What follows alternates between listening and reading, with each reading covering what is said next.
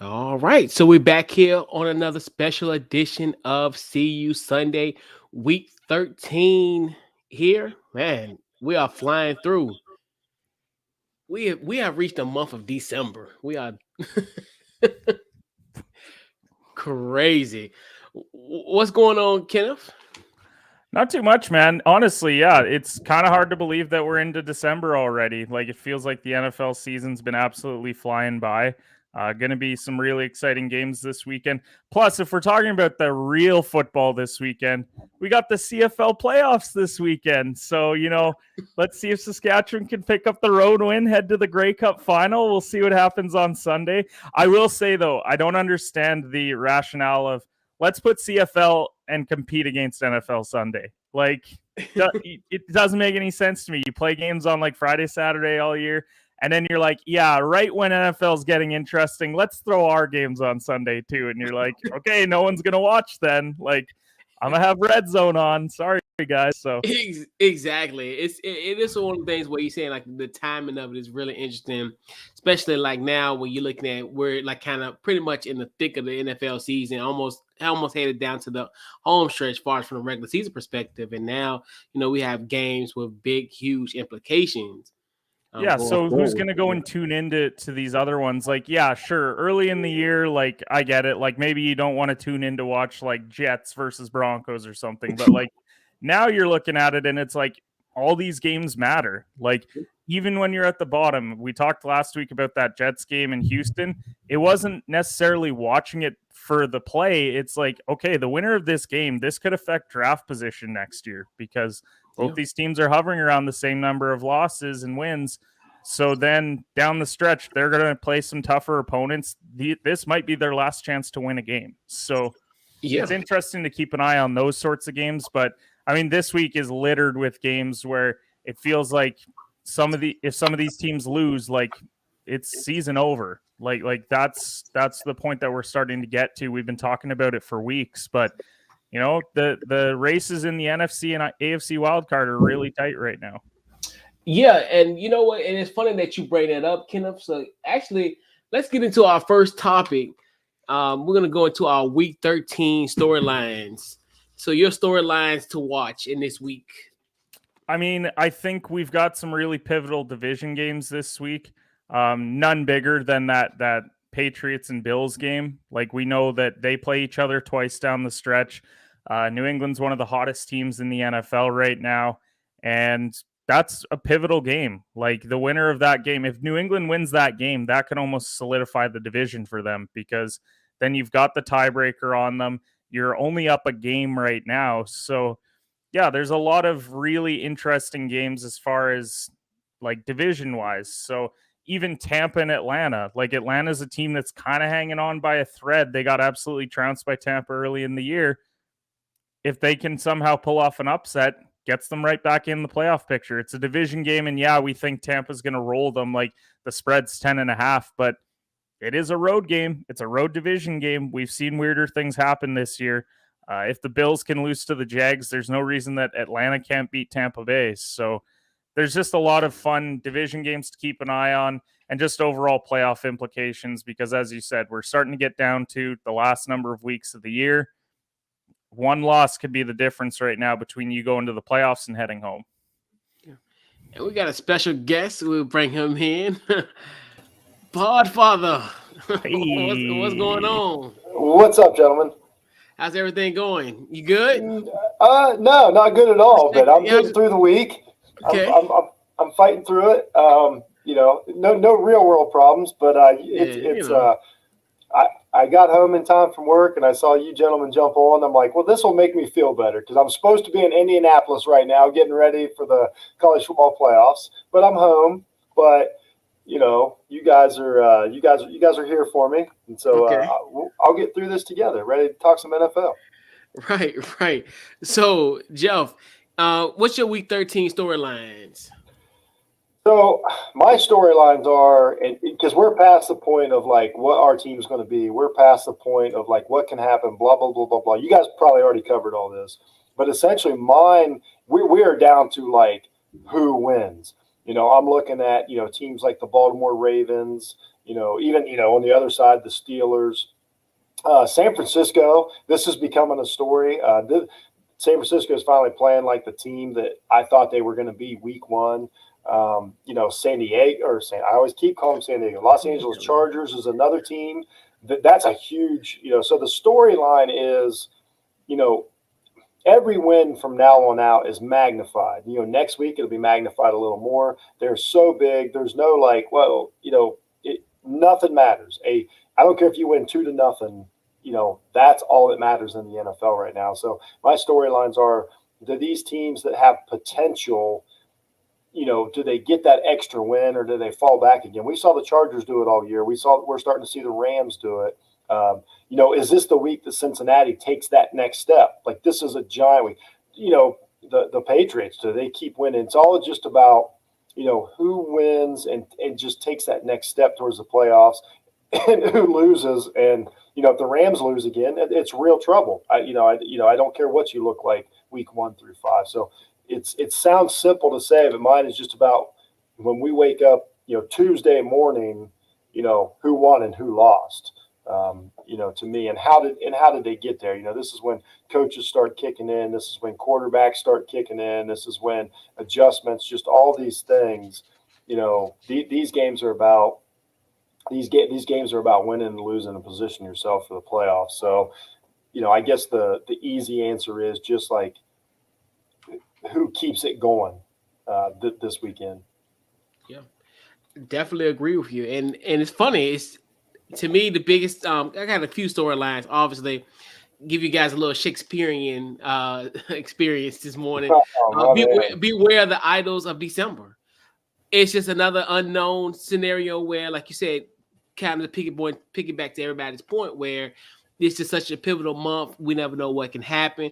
Hell, it's one of those things where it's just like, this is the most pivotal month, even though we do have an additional week in January. We still got those 2 weeks, but what you do in this month is going to pretty much determine if you're even relevant come January and to the playoffs. So a lot can happen. Like you said, everything is starting to form into place. A lot of teams are on the brink. Like, you talked about it as well, Kenneth. I look at guys, look at Pittsburgh. They're on the brink. Yes. A lot of teams are on the brink. Pittsburgh, even Denver, to a point. I think they are potentially on the brink if they don't take care of business in Arrowhead this week. It's a lot of matchups, and then also the other thing too. Can the Rams end their no-win November? That's another one where that's one thing where we looked at it from the perspective of going into the month of November, that I don't think no one really envisioned that the Rams was not going to win any games in the month of November. So, that's going to be an interesting tale. And then just how to. Mm-hmm. No, I'm just going to say, like you said, man, there are so many games that are so just pivotal games this weekend. I mean, Chiefs, Broncos, Bills, Patriots, 49ers, can they bury the Seahawks for good? It's just endless. Ravens, Steelers. Credit to the NFL for what's it been, probably 10 years now, to where they realized the schedule had a flaw and that the end of the season didn't matter as much as it should. So they start stacking these division games later in the year, and oh my gosh, does it work. Well, and look at the difference between an example is the AFC wild card. The difference between the first team in the wild card and the 7th is a game. That's how close it is. And we thought last week, okay, we're going to see some teams get weeded out, like the Raiders and the Broncos. Well, both of them win pretty handily. And so now we're looking at them and it's like, wow, this has just made this even more unclear as to who's going to be in this AFC wildcard picture. So that's why all these games matter so much. And to Jeff's point about the division games, those two teams that I just mentioned, they're going to be matching up late in the year and those games are going to matter. And so, yeah, the NFL's done a great job scheduling wise. And I mean, the NFL's never been as competitive as it is right now, it feels. I'm glad you said that, Ken. I think it is competitive. I don't think that it's a bunch of – I've seen seasons to where it's a bunch of average teams that don't really know their direction and it's close. I really think that it's very competitive this year. I think we've got the actual parity that we've been talking about for 15 years. Yeah. Yeah, I definitely agree with you on that one. And, and like you say, we know Kenneth being in the East – It's going to start ratcheting up next week. So, Yeah. yeah. So the first matchup I want to talk about today, fellas, is the Chargers versus the Bengals. And when we say another kind of a pivotal game that could definitely shape the AFC wild card picture. Jeff, your thoughts on this matchup? I love this.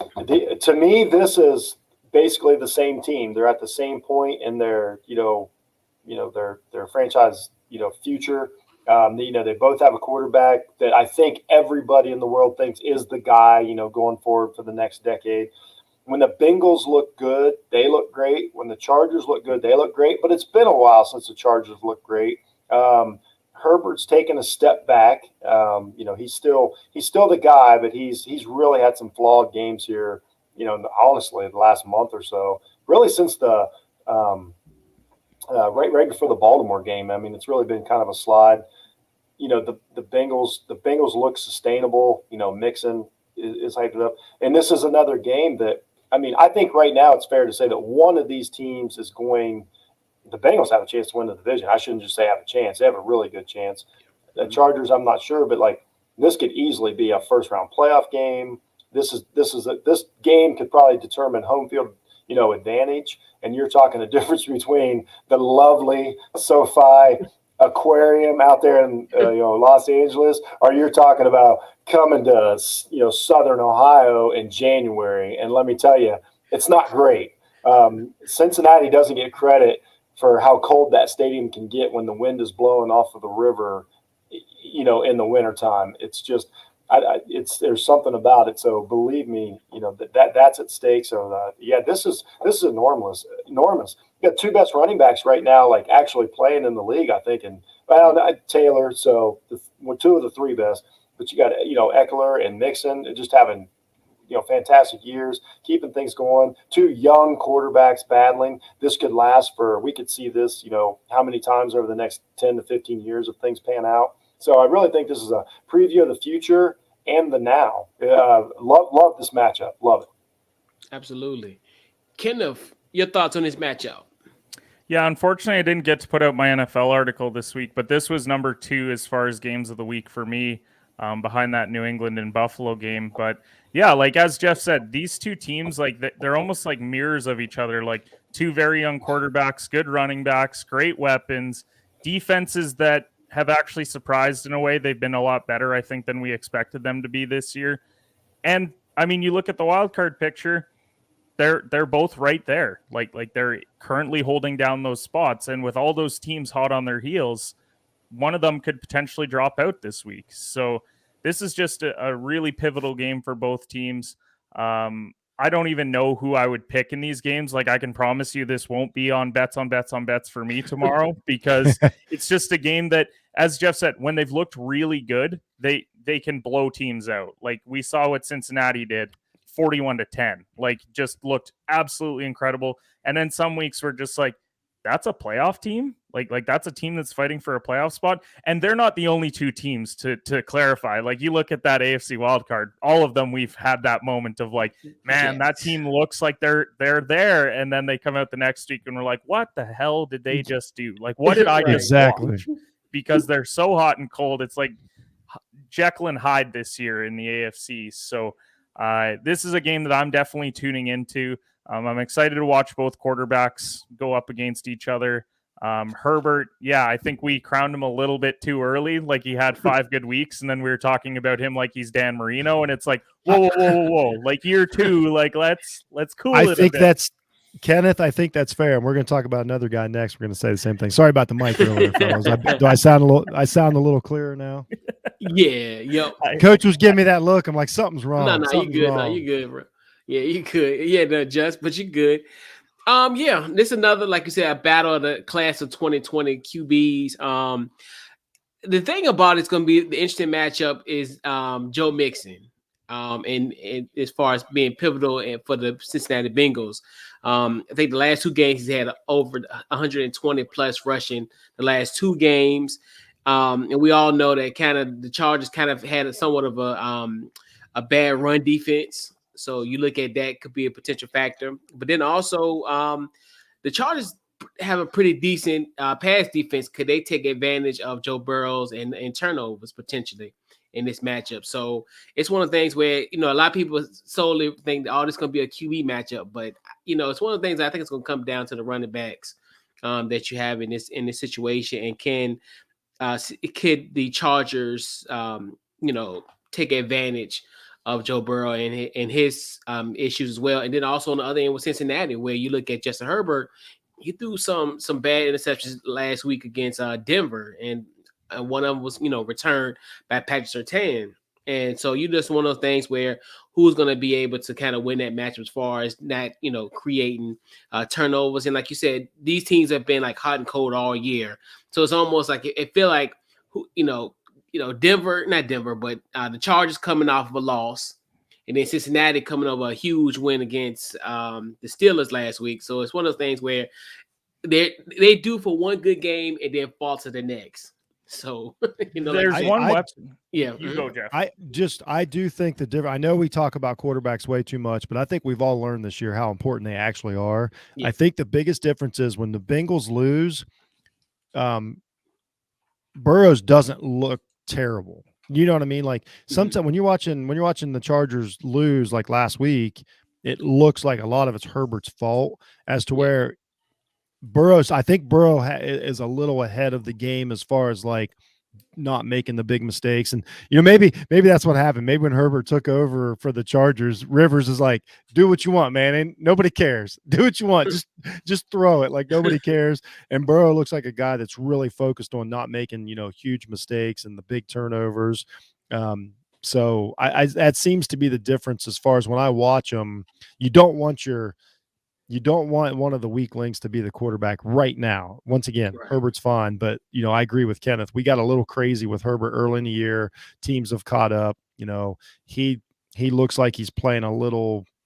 I don't know what the word is, but like looks like he's kind of like not focusing as hard as he could on on these things. He's throwing balls he shouldn't throw. That's what I want to say without being too negative. Yeah. There's one weapon on each side that I'm curious to see this week. Jamar Chase for the Bengals, he's kind of cooled off over the last number of weeks. But on the opposite side, Mike Williams, like we look at the hot start that he had to the year, he's got 1 touchdown in his last 6 games. So those are weapons where when they were winning games early on, it was because they were having big days. And yes, other weapons have stepped up in that offense. We talk about Mixon and Eckler a lot, but Higgins had a good game last week and Keenan Allen's there. But like those are weapons where they're deep threats and they could be an X factor in this game. Like we could see a 75-yard bomb to either one of those guys because we've seen them do it time again this year. So. And I think that too, I was getting ready to ask you guys a question real quick. I know we don't want to hang on this game too long, but Chase and Mixon to me might be the best combo in the NFL right just currently the way they're they just kind of got things going, and I think that's what we're talking about that Herbert's not doing is I think Burrow's like using the Chase advantage because there's no way that safeties aren't shading, there's no way they're not doing the their bracket coverage, so he's like, okay, I'm going to take advantage, I've got a guy out of the box now. All of a sudden, you just said it, Chase has cooled off a little and then Mixon heats up. That's not a coincidence. It's got to be usage. It's got to be, I think the Bengals, I think Zach Taylor is a better coach than everybody realizes right now. I don't like to say everybody's got him underrated or whatever, because that's nobody rates NFL coaches like on a daily basis. There's not a true like metric to rate them as well. Yeah, I always get tired of hearing that. They're always like, "Oh, he's underrated." I'm like, "No, I got him properly rated." You know what I mean? Like, I just what you mean is I mean, he hasn't won anything, but like he also isn't losing a lot of games. So like, how's he? Yeah, I think he's probably. Honestly, I think he's one of the best 10 coaches in the NFL right now going forward. I really like what he's done. His team really seems to recognize these things. I think Cincinnati has I think Cincinnati wins easily tomorrow. Right, and you see, and I'm glad you brought that point up, Jeff, because I remember when everybody, the whole Patriot situation when the eavesdropping on Zach Taylor, and everybody's like, "Well, it don't matter." I was like, "Dude, this dude is going to be the future. Like, watch." Yeah, that's why there was a reason why he spied on him, because his team is good. Every facet of the team is pretty good, and they were not good a couple years ago. That's all coaching staff and philosophy and train like everything put together. Yep, that's what I say. There's a reason he's Belichick. Belichick know he's ahead of the curve. He knew. Like, There you go. Right now, when somebody Game recognizing game. right. There you Saying go. that from the jump. Yeah, big time. So we got another pivotal AFC matchup. Ooh, we got the black and blue game of the week potentially. The Ravens versus the Steelers. An afternoon tilt in Pittsburgh. But hey, Father, what you got? All right, here we go. I'm just gonna we gotta start having this conversation. I took heat for it this week. I believe off memory, I had the Ravens, who as of the end of today are the number 1 seed in the AFC. I don't care. I watched that game, last Monday night or Sunday night, which is Sunday night. I'm sorry. They were terrible. I'm still here. My camera's giving me fit today, but it's all good. It's all good. Yeah, I need to order. So anyway, I watched that game last Monday night. I saw. Oh, we lost him. Oh man. All right. Let me see what we got here. But try to see if he. Oh, there we go. The device not connected. All right. So while we wait for Paul Father to get him back, he back in the queue. All right. Good. So we're gonna bring in Paul Father back, and then we also got a guest. So we'll get your thoughts. I'll switch to my laptop cam next time. But anyway, what I was saying was, the Ravens and Steelers are both flawed. We can start having the conversation about, as much as I love Lamar Jackson, he's the reason. Like he's the reason they've won every game this year, but he's also the reason that they've lost every game. He played absolutely dreadful Sunday night. So I got to be fair. If Baker Mayfield would have played that way, or Herbert, or any of these guys, I would have destroyed them. That was a terrible game by Lamar. I don't know what's going on. I don't know, from top to bottom what they're missing, how they're not, getting guys open. They've been fortunate to win so many games. They're the number 1 seed. If they play Cincinnati tomorrow, that Cincinnati team I saw last week is far better. Cleveland just beat the snot out of them, not that long ago. But that being said, Ben Roethlisberger is on his last legs. But the thing is, like, Baltimore's going to keep with this zero blitz, thing. Everybody keeps talking about Martindale and like how genius it is. I'm like, to me, you're just giving up big plays. You're just lucky that you're not playing good quarterbacks. Like, you play good quarterbacks, they're going to smoke you. Roethlisberger going deep might be the difference. I didn't see anything Monday night to make me think that the Ravens have any chance to win a playoff game with that squad. They got some serious worries. Defense isn't that good, especially at cornerback. Both their cornerbacks get beat regularly, on every pattern. Mayfield just out there hobbling around, couldn't take advantage of it. Big concerns for what's crazy is the number 1 seed in the AFC right now. I don't make sense of it.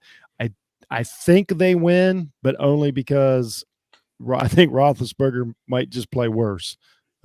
Really not up on either one of these teams as we speak. Yeah.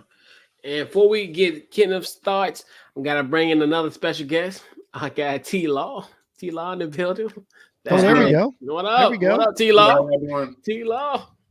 What's going on, Duval? Nothing much, bro. Enjoying my Saturday. How y'all doing? Good, man. Good. Great. Good. Better. I'm feeling better today. Yeah. I'm coming around. I'm coming around, man. So, Kenneth, your thoughts on this matchup? I mean, the excuse for Lamar the last number of years has been his weapons, but like he had his full complement of weapons against Cleveland and still threw 4 interceptions. So, yeah, like Hollywood Brown isn't AJ Brown, but he's not a bad wide receiver. And he's got Mark Andrews, a top 3 tight end in the NFL right now, and they had Bateman, and like they still looked bad. If Ben's on his last legs, those last legs are used. Like, that's how bad those last legs are of his. Like, that's his last legs are a beat up Toyota Corolla. He's on Joe Namath's last legs. Like, struggling. He's got Brett Favre legs right now. Like, I don't know. You need some copper fit. You think copper fit could save the Steelers season? I think if Ben showed up in a pair of Wranglers, he'd have a better chance of having a decent game against Baltimore this week. So, I truly do think that, like, we keep talking about division games, and that's why, like, I'm not ready to say, like, oh, Baltimore is going to, like, beat the brakes off them. They didn't look great last week. I think even if they did look great, division games are always weird. especially road division games. So I think that's why you see the -4.5. Like, they don't have a lot of faith in Pittsburgh. It's more so just the fact that they're the home team. It's a game that if Pittsburgh loses, then they're out of it at that point. Like, it's just going to be too much to overcome. This isn't a team, I think, that's capable of rattling off 4 or 5 wins in a row down the stretch, especially with all the division games that they have. So I would take Baltimore to win this game for the same reason Jeff is. I just don't have faith in Roethlisberger. Get him in a pair of jeans and maybe we'll talk. Or maybe some avocado ice cream. Dad, T-Law, what you got? I think this is going to be an ugly football game or a defensive game, but just ugly overall. I don't think the Ravens can play any worse than they did, especially offensively last week. And, Pittsburgh, they've been just getting lucky. They tied with the Lions. They didn't play well last week. They got throttled. I just think they're, kind of done, and they're finally coming to the realization that it's time to, move on for Big Ben for good. But I just think the Ravens are going to win this game because they're going to – last week they shut down the run. Nick Chubb and Kareem Hunt only had like 40 yards total on 15 carries.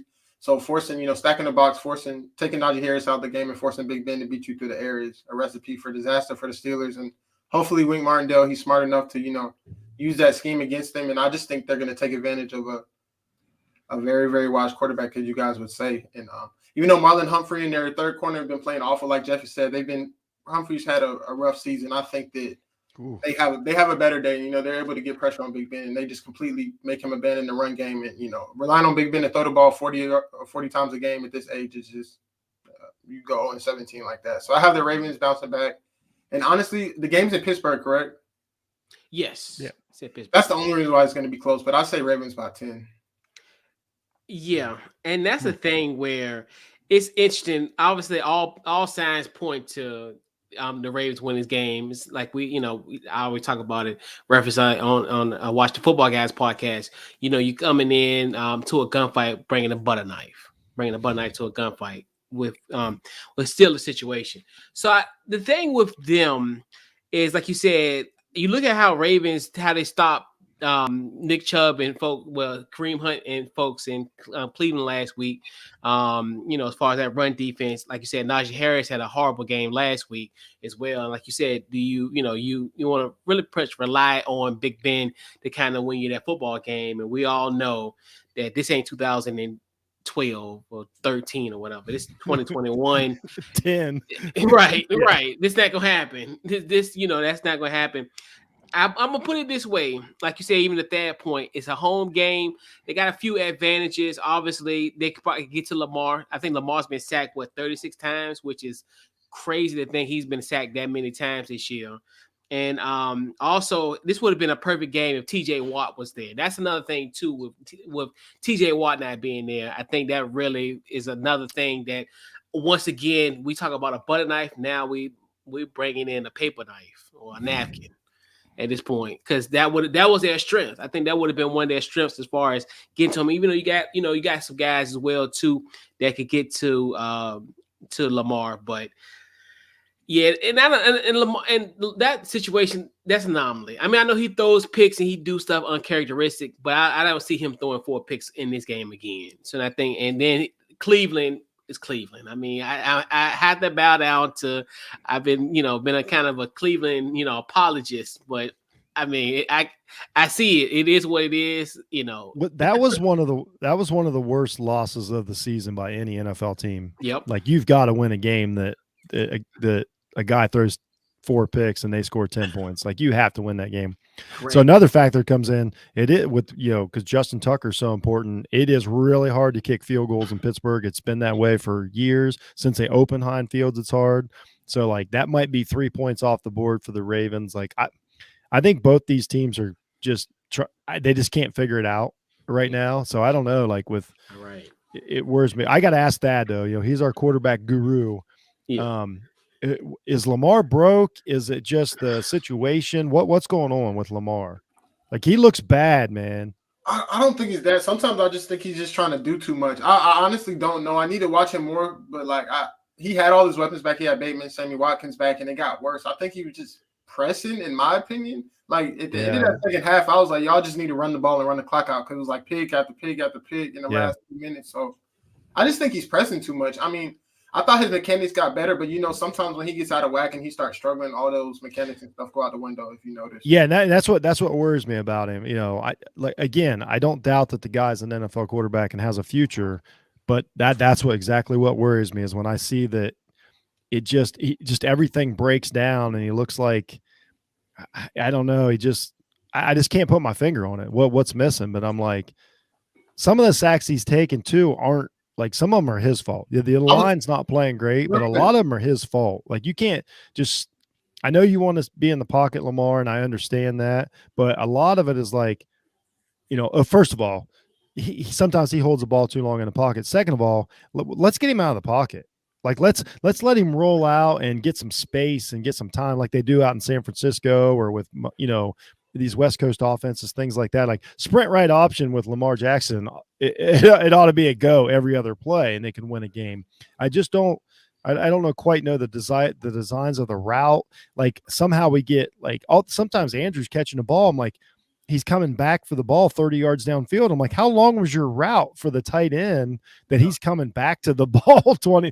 I just can't. I think there's some design. I think there's some offensive design there on the Ravens. I put a lot of this on the coaching staff of not taking advantage of what Lamar does best. I agree with that. And before you move on, Coach, like when you brought it up first, I was going to say it, but like it was your turn. Coach said he got sacked 36 times. With mobile quarterbacks, especially, sometimes you just can't blame the O-line.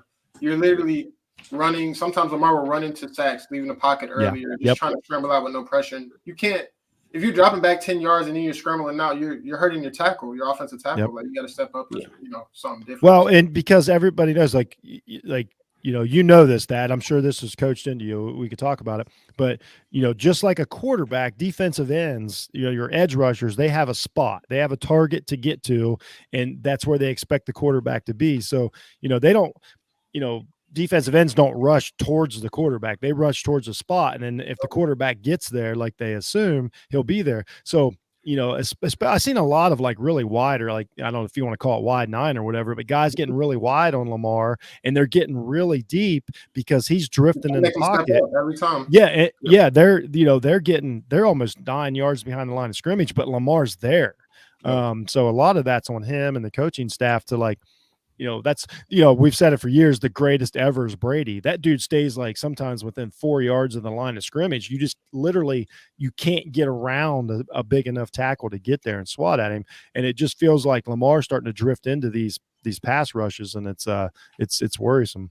100%, man. Especially out of shotgun, you can't take that big of a drop because you're already back at 5 yards. You're setting your time. Yeah, and I know, and sometimes it's the arm. When you have one of these magic arms like Mahomes, Mahomes is guilty of this too. Like we could have the same conversation about Mahomes. When you have these magic arms, you're like, no, I can drift back. Like Hollywood's going to break open. But the problem is you only have so much time. And then, if you got NFL rushers coming at you, like they know that too. Yeah, so it's like, if you're supposed to be 7 yards behind the center and you're 8 or 9, sometimes that's not your offensive line's fault. And I've said this about Kansas City for 2 years now, kind of went back and forth with people, but as a quarterback, like you've got a spot that you're supposed to play at. Your guys have their back turned to you. They trust that you're where you're supposed to be. A lot of times you might shove a defensive end, past, the tackle thinks he's done a great job. He doesn't know his quarterback's, 2-3 yards too deep. Am I right, Dad? No, that's facts. Everything you said was facts about that. But I think that's a coaching thing, like you said. So hopefully that, they address it. And yeah, I guess that's my biggest question. Somebody needs to be addressing this in the film room, and it just doesn't feel like it's happening. We've seen Lamar advance so quickly, and then all of a sudden, like this regression here, and especially in the last couple months, it's baffling to me, honestly. And then he might come out this week and look great. I thought the Minnesota game he played really good. So there's the San Diego game, he was fantastic. So it's not like this, like, oh my God, what do we do? He's not like Mayfield. Like we have this same conversation about Mayfield, and it's like, what was his good game? You know what I mean? Like what did he, if they actually review that play, that touchdown pass last week, that's overturned. Like that ball obviously hit the ground. You want to land he needed a ball to bounce off the turf and a guy roll in the end zone. Like without that, the game's worse. So that's a different conversation. So I'm trying to figure out how to get the best out of Lamar, and just there's something missing there. Most definitely. Yeah. Yeah, big time. So, fellas, we got a Monday night game. Also another AFC implication, playoff implications. It's huge. It may live up to the previous Monday night football game, potentially. Well, we'll see. We got the Patriots versus the Bills.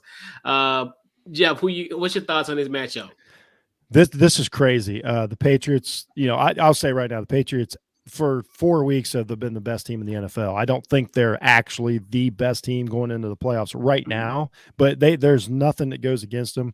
Here's what's crazy about both of these teams that gets overlooked. They're both scoring, for the season well over 300 points, and they've both given up under 200. And if you want to compare that to a team, the Chiefs are 281 for, 250 against, and the Patriots are 336 for and 190 against. Right. Like they have really played better than people think. They're 5-0 away from home. It's crazy. They're on a 6-game win streak. Mac Jones has apparently figured it out. You want to talk about knowing how to coach a player in the right way and him picking up on it. Kudos to him. Like he's actually starting to take some chances and throw some balls, to try some stuff, and it's working. So now not only is he running the system properly, but now he's taking some chances with his ball skills, and that's paying off, and it's getting better. The defense looks good. It just everything's coming together for him. The Bills are a mystery. They lose against terrible teams, then they'll blow out a team. It doesn't make any sense. What I don't like about the Bills, and I didn't think this was going to happen this year, and I really tried to deny it. It's all on Josh Allen again. It's like we're just going to drop back and throw. He's really good, but there's no it never feels like a game plan. It just feels like Josh Allen's really good and he'll throw us out of this. The defense is playing better than it seems, but I really don't know what's going to happen. This could go two ways. I could totally see the Patriots winning and being like, wow, they're really good. Or I could totally see this is when the rookie quarterback takes a step back and the Bills roll, like they did the other night. I'm taking the Bills because I'm going to stand by it for that reason. But I do think that the Patriots are a genuinely good team. I think the matchup is all Patriots defense. A one-dimensional team is hard to play a Bill Belichick defense. That's what I'll say. Bills are going to fight for it. Yeah, big time. You got that. Jeff really took all my points. I'm just taking a different team. I like the Pats, but I think the Pats are playing quality football, man. Mac Jones, I always thought he was solid, a game manager. He's doing everything the Patriots asked him to do. But like Jeff said, over the past couple of weeks, he's trusting the system more. You can tell his knowledge of the system is growing because he's taking more chances, trusting his guys, taking more shots downfield, not a dink and dunk offense completely. And I don't know, man. This is tough. Like the Bills just lost Tre'Davious White, so I know that hurts. That hurts big time. They don't have the best receiving core, but I know they're going to attack those corners. And then with Bill Belichick, like you said, Jeff, he's going to. I was literally thinking this, like the Bills start off the year, with a balanced attack, and then it's like they just abandon and put everything on Josh Allen. And with Bill Belichick, he's going to take away your best weapon. So he's going to put J.C. Jackson on Stephon Diggs. He's not going to completely take them away, but they're going to roll coverage to him and make them run the ball. And I feel like if they don't commit to the run game, it could get ugly. But the Bills being at home, I think, saves them a little bit. And maybe, like Jeff said, they pick it up this week. They're inconsistent. They lost to us, and we made their offense look abysmal. And then they blew the Jets out, and then they moved to the Colts by 30. So I really don't know what it is with them. But I feel like at home, I think they'll split, and I think the Bills will get them this year. But I wouldn't be surprised if the way the Patriots are playing, they go in there and squeak a win out by 3. But and I haven't looked at the weather either. I was going to say that if it snows, yeah, I don't know if it's going to be one of them nasty, windy, cold games. The first one for Mac Jones in that environment. Oh yeah, because the storm is coming. Yeah, storm as well as. But then if it gets to a dink and dunk and a running game, then the Patriots actually have the advantage. I just think maybe experience is going to get the Bills through this one, but I don't know that in a month it'll be the same. Yeah, they play again very soon, so we'll see. Yeah. Kenneth, your thoughts on this Monday Night Football matchup?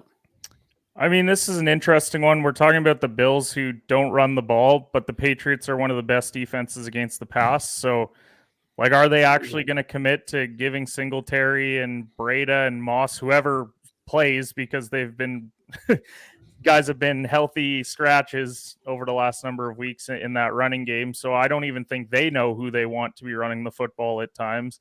And then you've got New England going up against a top 5 defense. Like, Buffalo's had a good defense this year. And their running game has been really solid, but Buffalo's good against the run. So I don't know. This is a weird game. It feels like a division split. When I talk about division splits, I typically tend to lean the home team on it.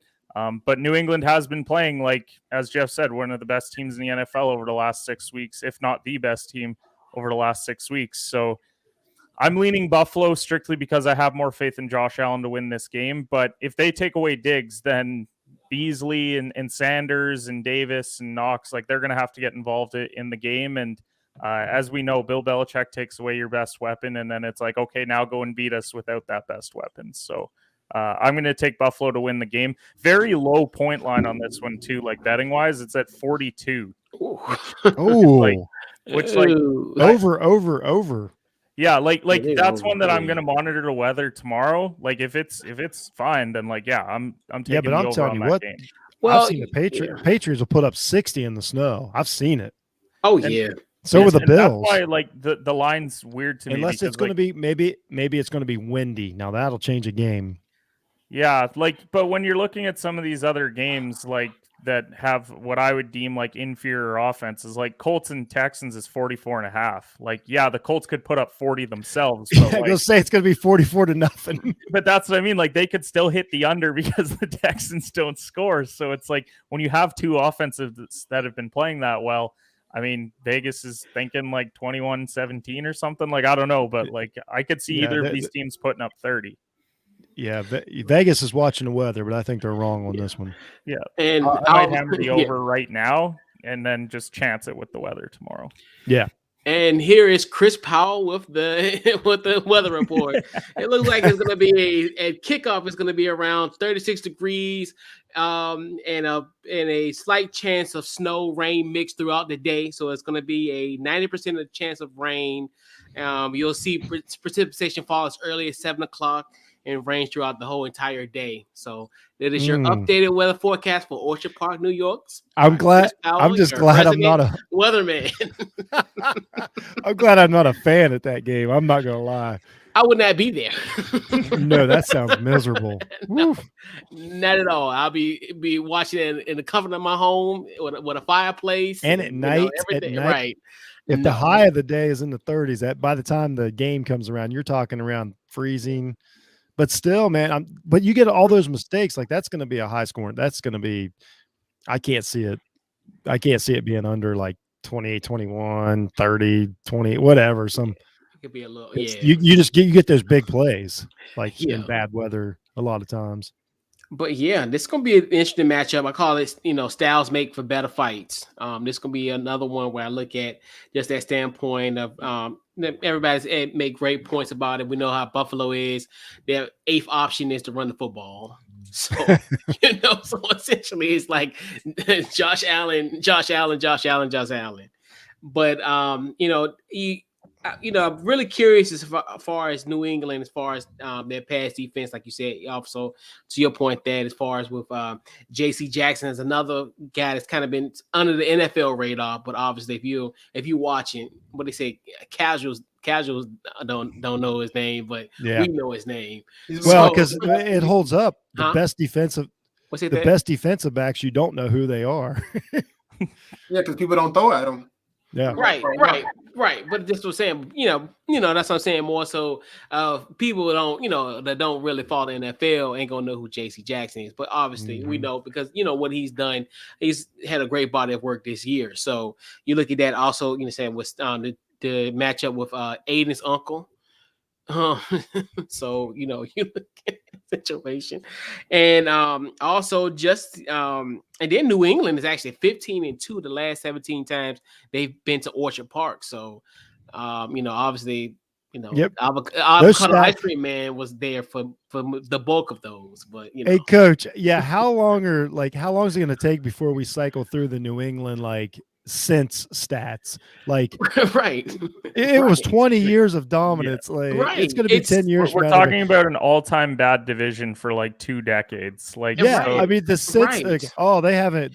Miami And- hasn't won back-to-back games in New England since 1986 and shit like that. It's gonna Well, take and- forever. Well, and like Chad New England's Pennington. gonna sit there and they'll be like, yeah, but remember that one year that the Jets were good, and it's like, yeah, you had one good year like out of 20 for your Yeah. division. Yeah. So like, do you want a participation medal for that? No, Like, Yeah. like that is But- weird. That weird, the weird 2-year Rex Ryan Jets year is unexplainable in NFL Right. history. Right. And None it was of that the makes NC any so Championship. bad to so high to so low so quick. Right. It- And none of it was makes the any AFC sense. Championship games. They went twice. Yeah, 2 of them in a row.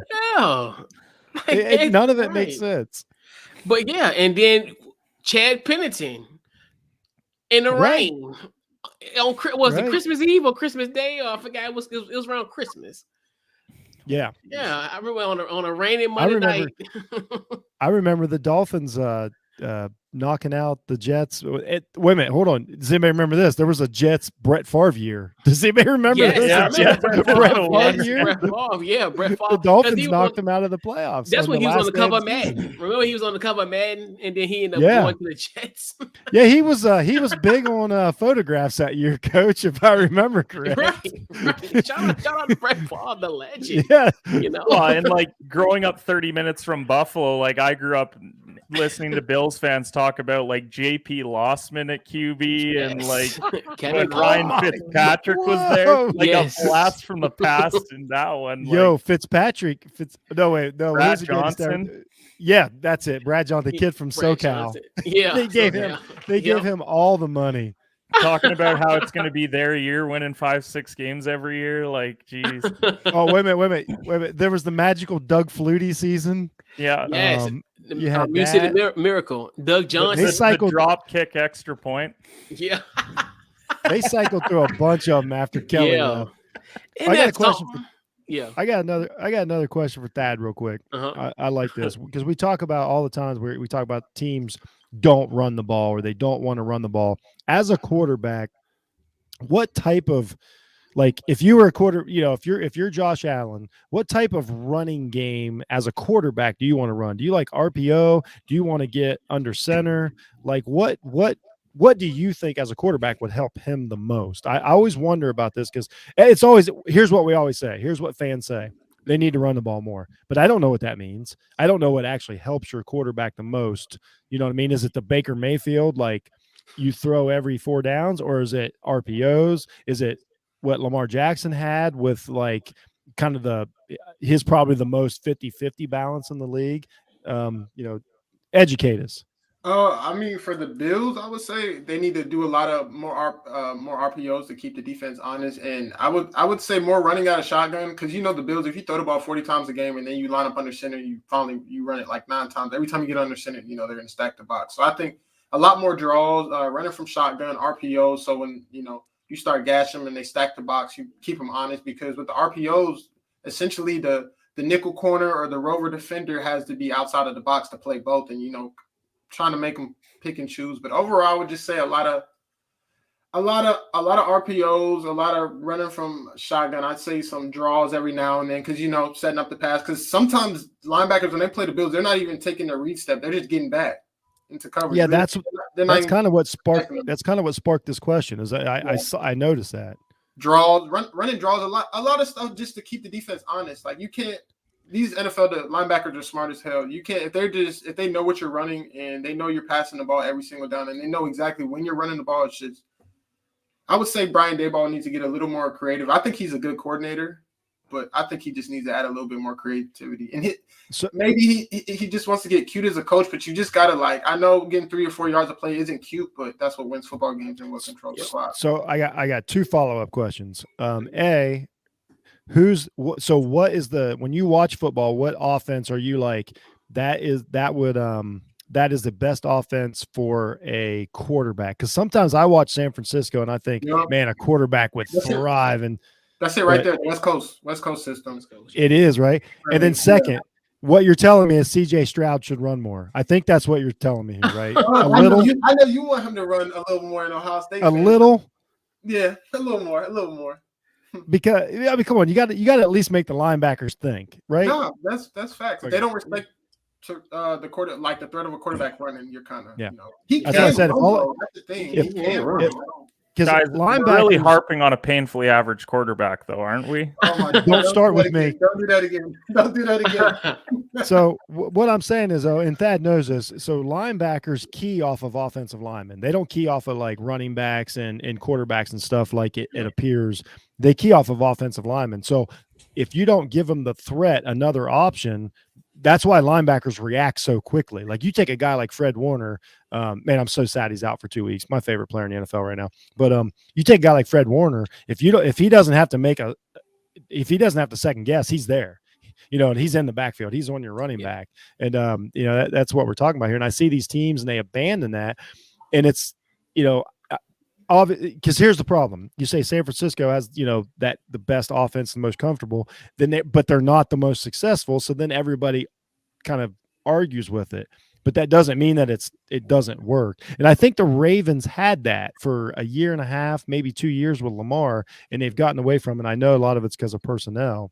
But when we talk about running the ball, it doesn't almost having the option of running it would help Josh Allen. And when they abandon it, it really hurts him.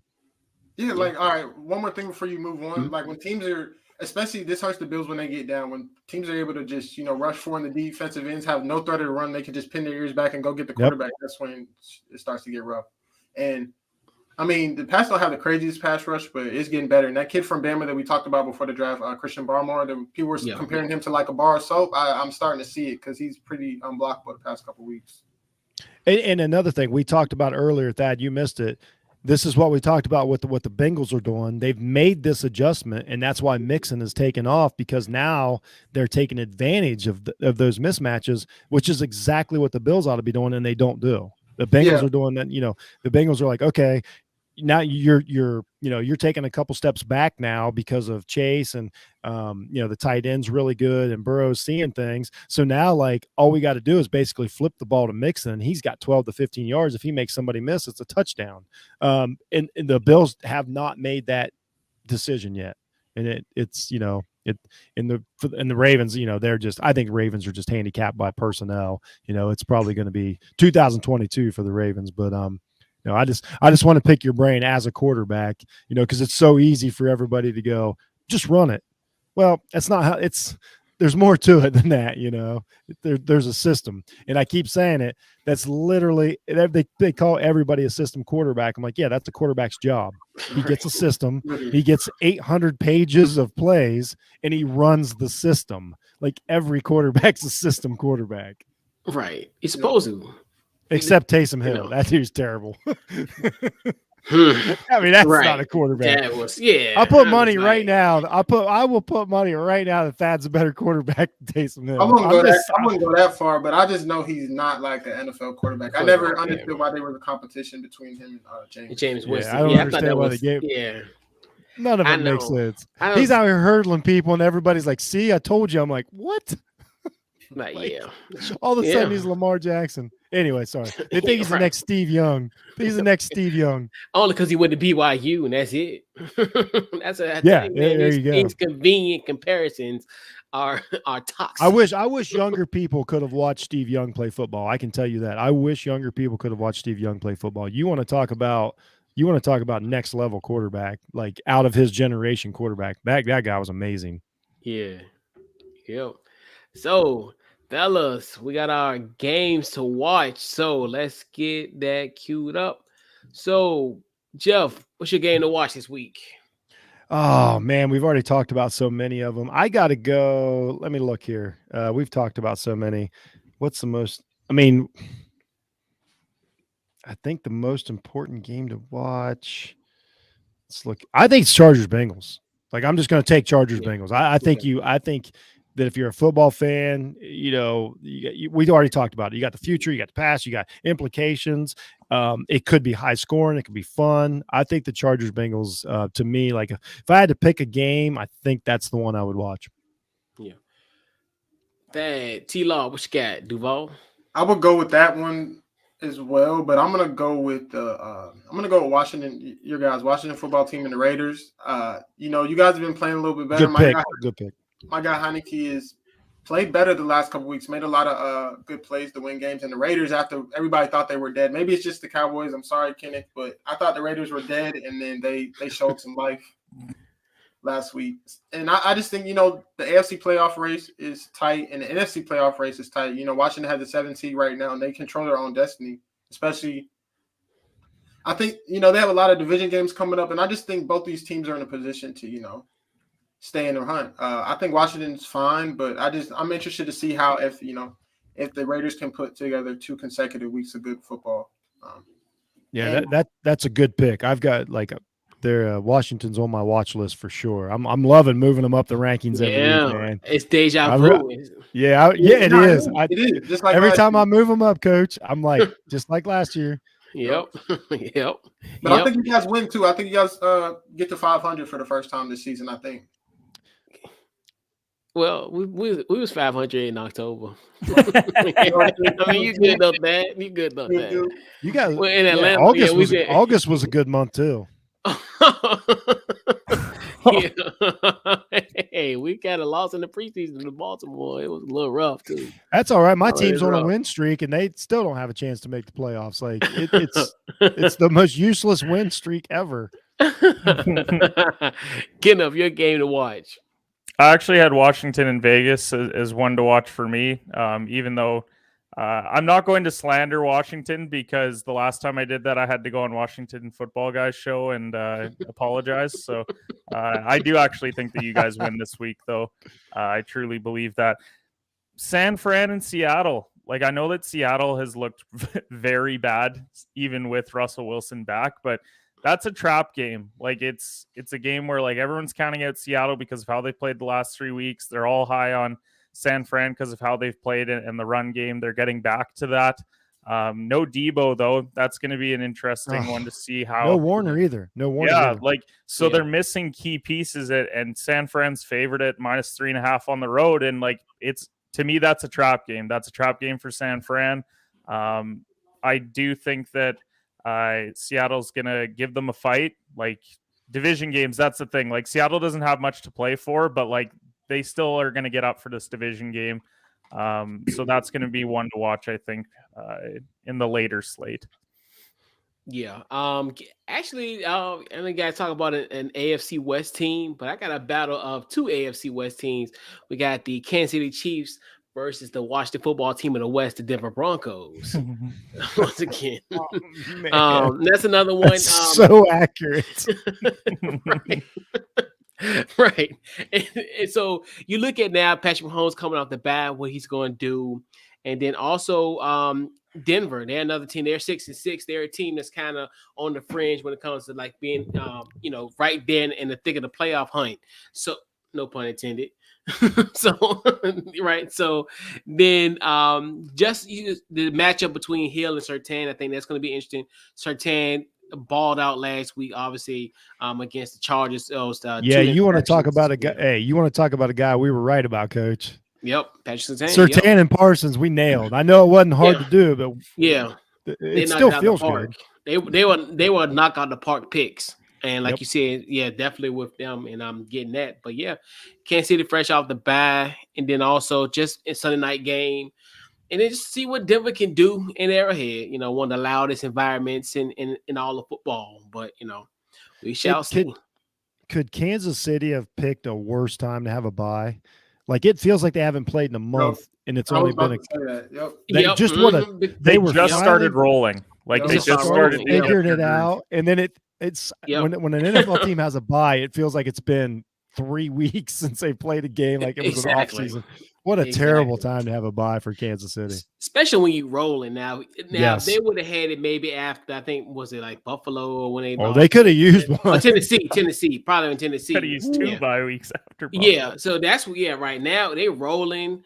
Now we looked at that team as okay, they're back to kind of what we're accustomed to have with that scenario. But that's going to be definitely interesting. The Sunday night tilt, which also was flexed to one of the games because it was Seattle and San Francisco was supposed to play, and that got flexed out. But yeah, so pick six. Do our 6 picks for the week. All right. So first we got Arizona and Chicago. Dad, what you got? This is an easy one for me. Arizona's getting back healthy. They've shown they can play without two of their best players in Kyler and D Hop and JJ Watt too, if you count him. So I'm gonna just. It's an easy one for me. I'm taking Arizona by 14. The Bears barely squeaked out a Thanksgiving Day win versus the Lions. Justin Fields is not playing, and I just don't think the Bears are very good. They had a chance to be good early on in the season, but they blew a lot of games, and I just think that their season's done for. And Arizona's just shown how good they are, and I think they're a well-coached team, better coached than people give them credit for, because they've shown they can go win with second and third string guys and go win on the road too. So I'm fully bought in on Arizona for the moment, and I think they win by 14 tomorrow. Yep. All right. Paul Father, what you got in this matchup? Yeah, it's Arizona, and it doesn't even like Chicago season's over. Like it's Arizona and a walkthrough. Yeah. Kenneth. Yeah, I think if Arizona's at home, this is a double-digit spread. They're just kind of giving Chicago credit being at home. But yeah, you get them credit for weather pretty comfortably. Yeah, the weather also could play a factor in it. That's why I won't be touching that game from a betting perspective at all. Yeah, it honestly, Colt McCoy, real McCoy, Shady McCoy, Cardinals in 5. Cardinals win. In 5. Cardinals win. Like 5 minutes? Like no, that's how long it's going to take them to win the game. But potentially. So we got Indy and Houston. There, your AFC South brethrens. This is another one. Just like the last game, I think the Colts. It's a division game, so it might be close. But if the Colts lose, I would be shocked. I think they're playing really good football. Last week they had a game, they kind of gave it up. I think Carson Wentz was playing very well until the fourth quarter. He just had a couple bad throws and a couple bad decisions. But overall, I think the Colts are playing well, and they're going to be something to deal with in the playoffs. I know Jeff mentioned it when looking at their schedule the first 3 weeks. You got the Titans, the Rams, and the Seahawks starting off. So it's just not easy. And once they got through that part of the schedule, they got healthy. They're starting to roll. So I'm going Colts by 10, just to be safe, because it's in Houston and it's a division game. Okay. And then Jeff and Kenneth, your picks for Indy and Houston. Yeah. Everything that said. Colts by 21. Like it won't even be a game. Yeah, Colts are gonna blow them out. Jonathan Taylor just gonna keep rolling. I think this week might get in the end zone multiple times again. So I think we lost our host. I'm back. We're back. Yeah, we're back.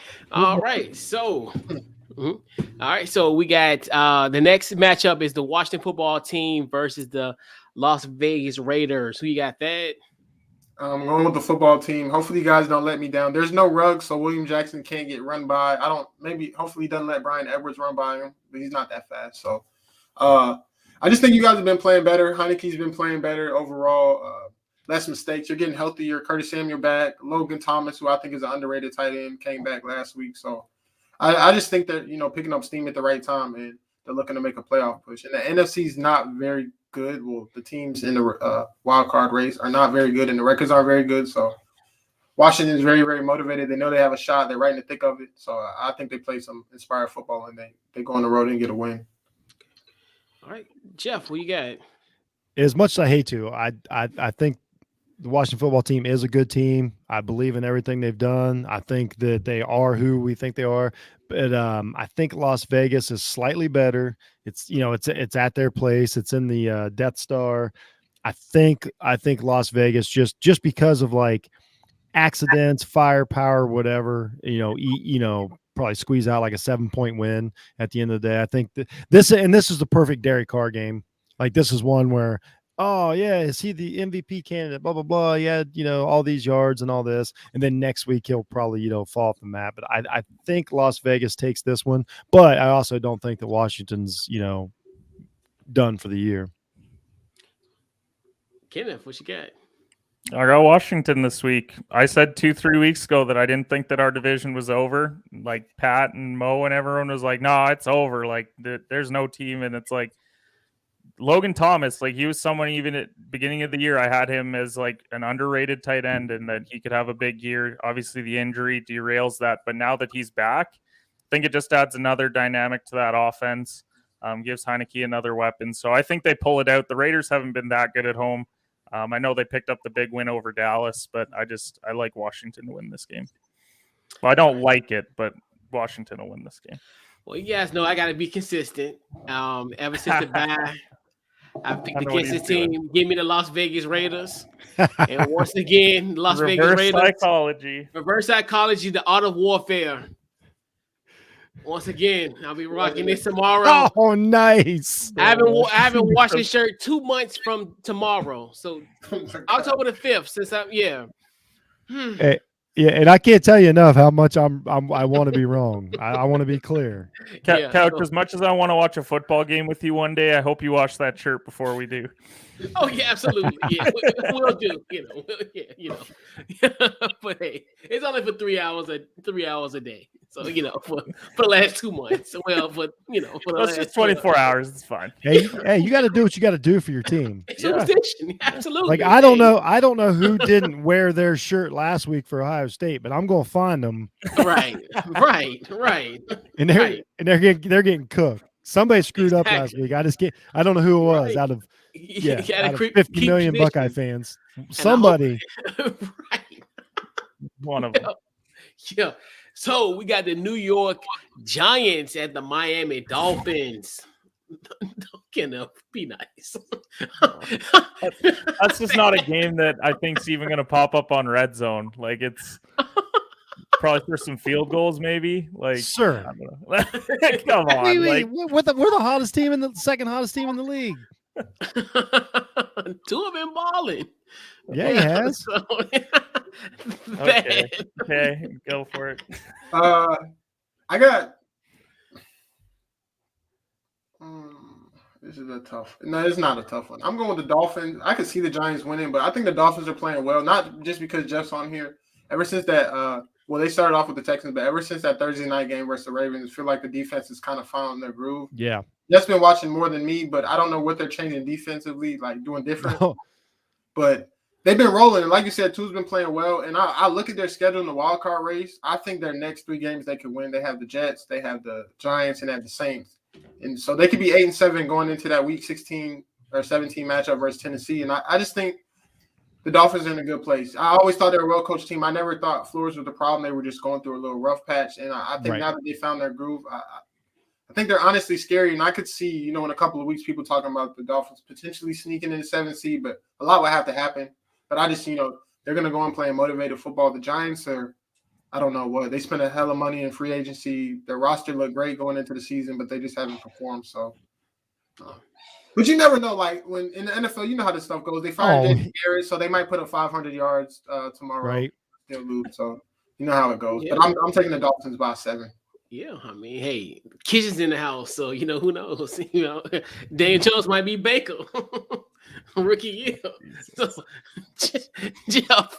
I actually think this is going to be one of the most fun games of the weekend. I think New York, the Giants are going to go to Miami. There's going to be 1 million fans down there. It's going to be 50-50 probably because there's so many, New York, migrants down there. I think that, both teams are like, okay, let's relax. Let's have some fun. Let's see what we can do. Miami's on a roll. What Miami's doing on defense is essentially just attacking. I mean, Holland looks great at safety. That has been the absolute number one, best thing to come out, the Dolphin season. Waddle's good enough. I don't, whether he's worthy of the pick or not, doesn't matter. That's a weird discussion, but he's a starting receiver. That's starting to come around. Tua's figuring it out a little bit. And again, when they call the plays to Tua's strengths, they play better because his ceiling's just not that high. I know that, coming out, everybody said it was that arm talent that we were told about. It's not there. He's not Aaron Rodgers. He's not Josh Allen. He's not any of these guys, but he can also play within the system. He's a smart guy. He's what I tell you what Tua is. He's what everybody thinks Baker Mayfield is. That's what Tua is. Like he's a guy that can run his perfect system and take advantage of this and the running game and all that. A lot of it's Miami, for years have had all these draft picks. They've got a young team. and it's later in the year. Their guys just have more energy. They're playing faster. They're attacking. For whatever reason, they care about the game. Honestly, if you go back and watch that Ravens game, that's one of the best defensive performances of the season. Those guys played, with their hair on fire. But I think Daniel Jones is good. The Giants, when they look good, look all right. I really think this is going to be kind of a shootout that, like you say, if you're watching the red zone, they're going to keep going back and be like, another touchdown in Miami, another. So I'm guessing like 45, 45-38 Dolphins or something crazy like that. Yep. In a completely meaningless game. Kenneth.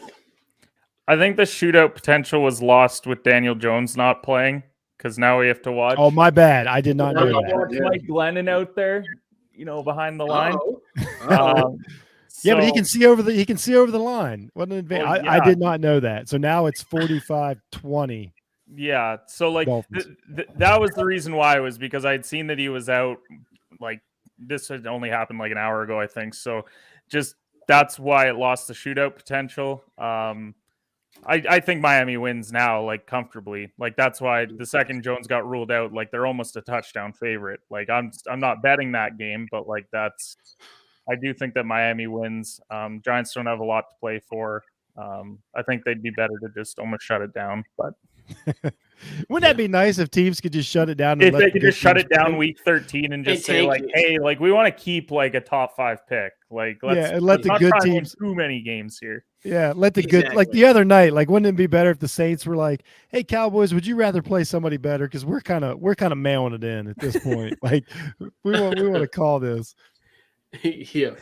That is the one thing that I like about the NFL, is that, like, it's very clear in some other leagues when teams just like are tanking and not trying to win. Like even the Lions sitting there at like 0-11-1 or 0-10-1. They are fighting every week, clawing to try and win games. Even teams with just a couple wins, like, same thing. Like, that's why I respect the NFL so much, because like they're not just rolling over and saying like, it's next year. Well, they all got contract and stats online. And for the record, if the Lions can go 0-16-1, is that the worst looking record in the they can never, there's 0-17 is not near as bad as 0-16. I was typing in the record the other day and I'm like, 0-10-1. That's the worst record I've ever seen.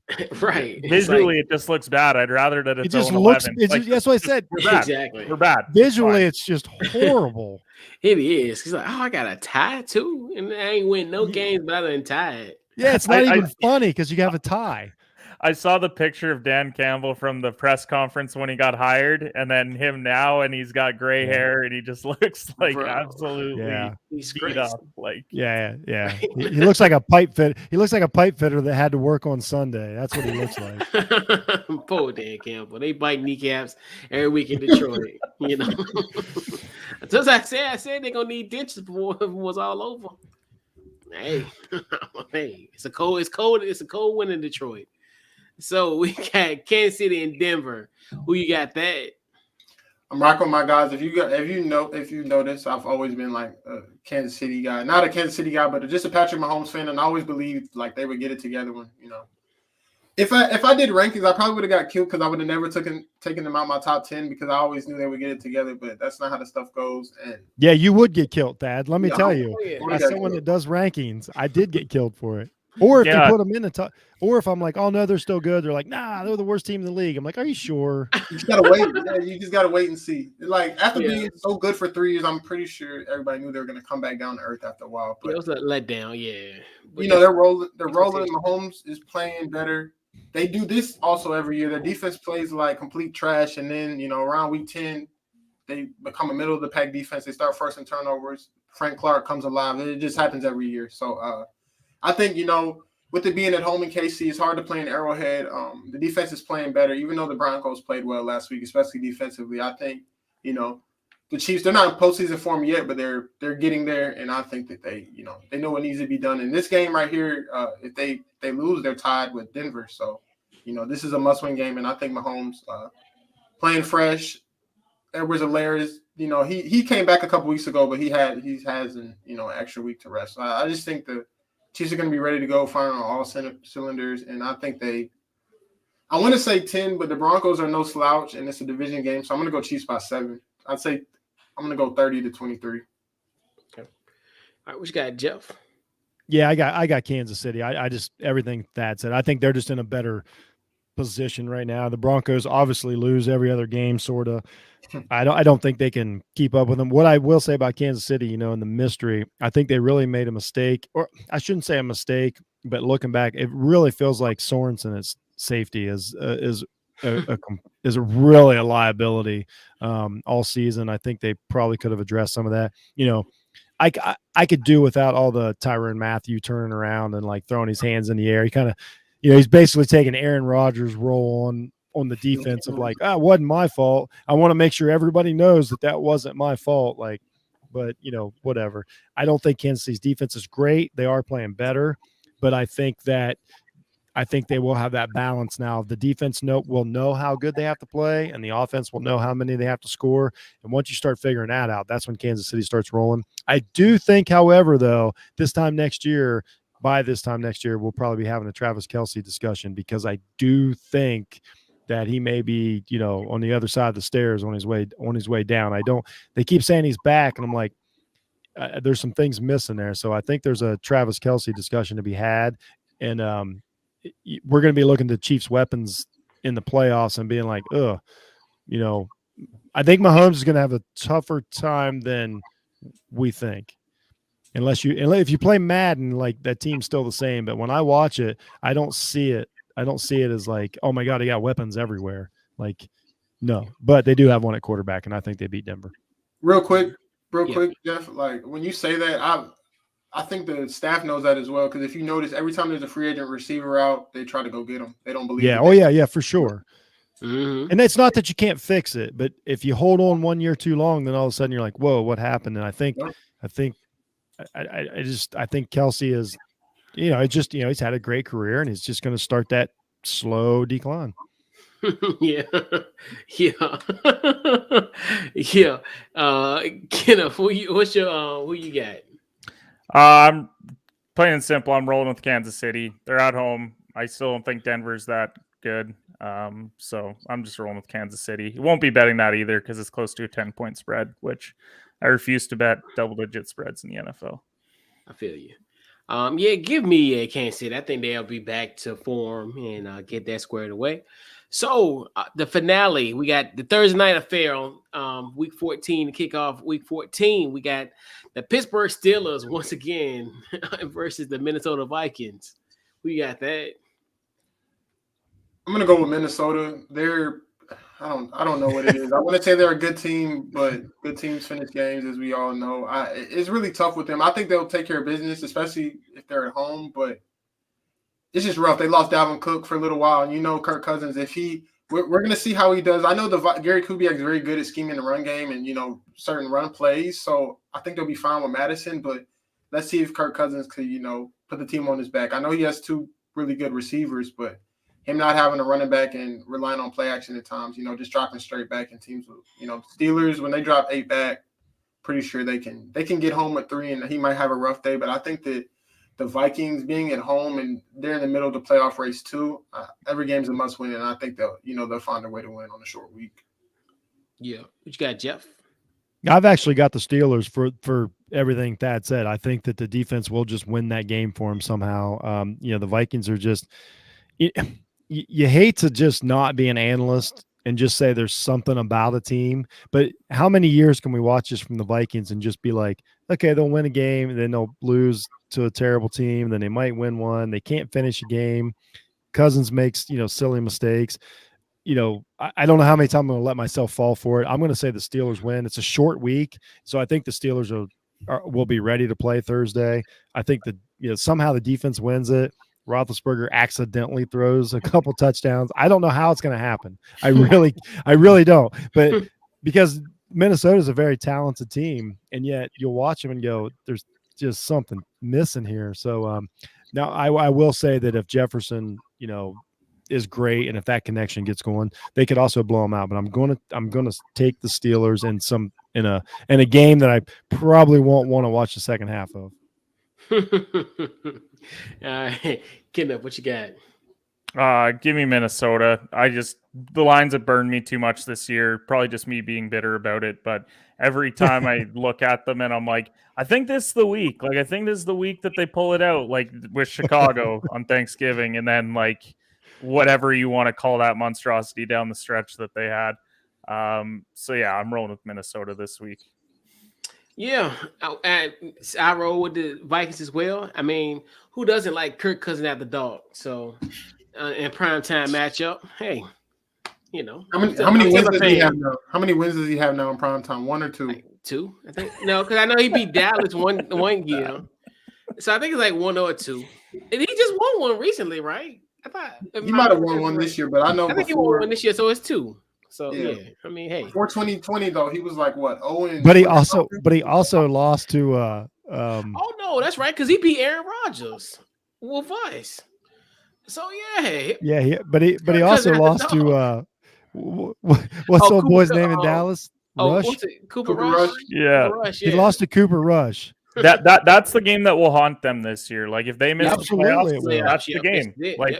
The Baltimore game. Like, do you want? They were up 2 touchdowns with like 5 minutes left against Baltimore. Yeah, and then like you said, that was they were playing a backup quarterback, and it's an NFC game. So like you said, that helps the conference. Those conference records, they come into play. This time of year, it bodes very well. Yeah, it's huge. Someone sitting in the 7th spot looking real comfy. If I don't want to my own, but I'm just saying. but yeah. So once again, man, great show, fellas. Great show. We'll put a bow on this week. See you Sunday. Go around the horn, social media, any upcoming projects. What you got? Dad, what you got? You can follow me at What the Game Means to Me on Twitter, Facebook, and Instagram. Me and Jelena will be back next Wednesday with another show. Stay tuned for us to drop our picks, though, for this week. And appreciate you, Coach, for having me on once again. And hopefully it's not going to be a victory Monday. I already know we're playing the Rams. Jalen Ramsey might get 2 picks. I know he's going to take it personal. So I'll be back on Monday. So appreciate it. I don't know. It's no win November for the Rams. It could be no win December, bro. Everybody bounces back with us, bro. The Sasquatch make it. I know the Sasquatch coming home, but bro, just have faith. All the Rams need is Vince Young to say "Dream Team," and that's all I can think of when I see this Rams team. I like the Rams; they're fine. Yeah. All right, Jeff, what you got? Yeah, you can catch me at Jeff D Sports. You can catch me at jhunt006 on Twitter, and obviously offtheball.com. I loved doing the show. I needed it. It was therapeutic this week. I think, 10 to 12 more of these in a row, and I might start coming out of the doldrums from last Saturday. But no, it was great to work with you guys, and I want to appreciate Thad for giving us some insight into the the quarterback on the field stuff. That's what really makes football go round, and we don't have enough time to talk about that, so I was glad we got to get into some of that. Yo, Kenneth, what you got? You can follow me on all social platforms at Cheaters_pod. Daily betting newsletter going out now. Funny enough, sitting here talking about power rankings, it dawned on me that I didn't put out my NBA power rankings yesterday, so those will be coming a little bit later today. But yeah, check out live show on Tuesday nights. This week I got a guy from Motor City Hoops. We're going to talk about Detroit. Not a great team to talk about in the NBA, but it is a team to really get into with all the young players that they have and such. So, Coach, thanks once again for having me on, man. It's always appreciated, and you're the best when it comes to hosting this stuff. So, I really appreciate it. Thank you. Absolutely. Shout out Chicago Bulls in the playoff rankings. Yes. Loving it. Yes. It is. It's feeling late 90s. I'm getting excited. I'm getting too excited. But yeah, so just Facebook, Twitter, Instagram, Couch Coach Live. Pretty much all my content will be located there as well. Check out the podcast on Apple, Spotify, anywhere that you get your podcast. We're there. And once again, another great see you Sunday to start the month of December. So so definitely appreciate you for coming on, Thad, Podfather, and Kenneth. My bad, bro. Kenneth and everybody for tuning in and checking us out and chiming in and great show once again. And we'll see you Sunday, and we'll catch you guys next week. And we out.